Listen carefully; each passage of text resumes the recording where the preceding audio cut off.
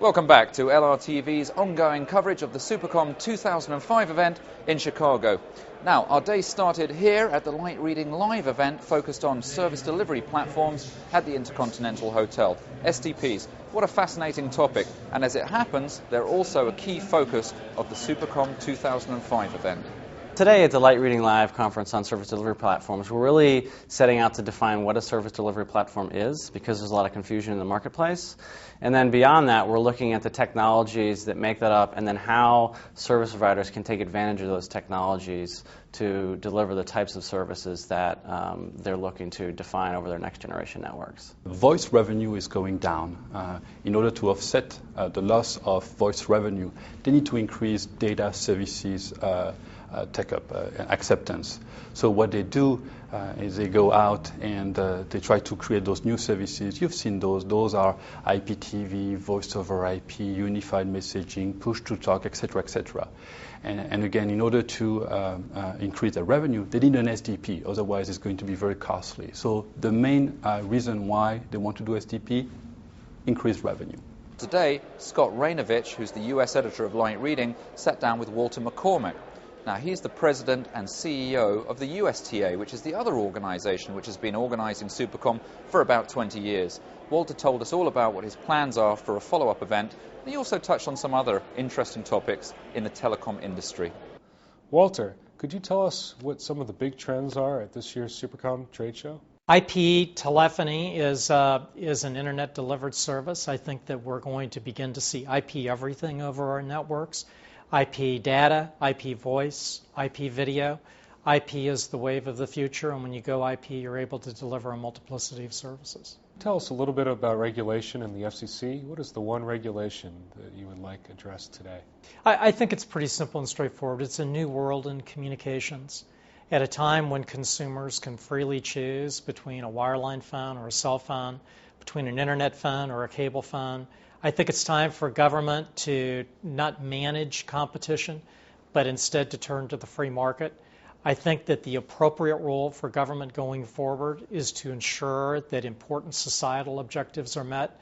Things like assuring that those who have telephones of whatever platform have access to 911 emergency services, that if their child is abducted, that the government has the ability to wiretap, and that if you lose service after a storm, a natural disaster, or some act of sabotage or terrorism, that there are standards in place to make sure that your service is restored within a reasonable period of time.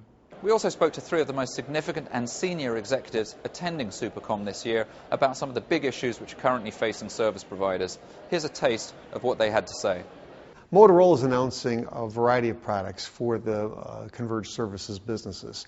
First of all, we're announcing the converged AXS 2200 optical line termination, which allows multi-service broadband access connectivity for both fiber to the premises and fiber to the node. I know that sounds like a mouthful, but it's exciting as far as bringing broadband communications to both over fiber and over twisted pair copper. Well, the biggest trends in telecom network that we see in Alcatel is clearly the explosion of IPTV.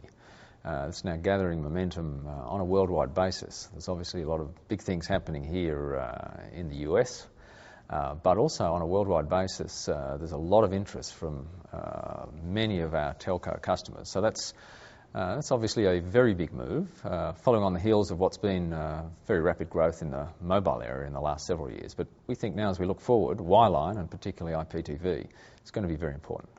We have taken some financial hit in the last 2 quarters.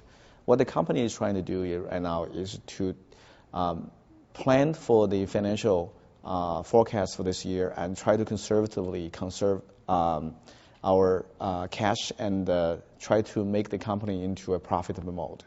So we remain confident that our effort in this area are going to pay off in the next 3 quarters. In other Supercomm news today, Telco Systems, Fine Point and Broadwing all made announcements. Well, we're fortunate to be here to be announcing at this show one of the new emerging standards that's coming out today, and that's a technology called TR69. And TR69, what it allows service providers to do is to deploy CPE modems, voice over IP ATA devices, and automatically provision those without the subscriber needing to log into an interface and go through a complicated process. Here at Supercomm, we're announcing our T-Metro Ethernet rings, where we've got a fault-tolerant ring that will bring the voice, video, and data, your triple play, at 1 gig Ethernet rates that works under Belcore Telecordia standards for fault tolerance under 50 milliseconds. We also bring a multi-link point-to-point T1 product into the market this week, too. We specialize in selling to the Fortune 1000, the high end of the mid-market. In that whole market sector, there has been a real need for a voice-over IP system that enables for branch office to headquarters kind of communications across the whole country. And what we've done is we built a voice-over IP implementation that actually takes advantage of that. You can hear more from those executives by checking out our ongoing Supercomm coverage at the Light Reading site, and join us again tomorrow for our coverage of the first day of the exhibition at Supercomm 2005.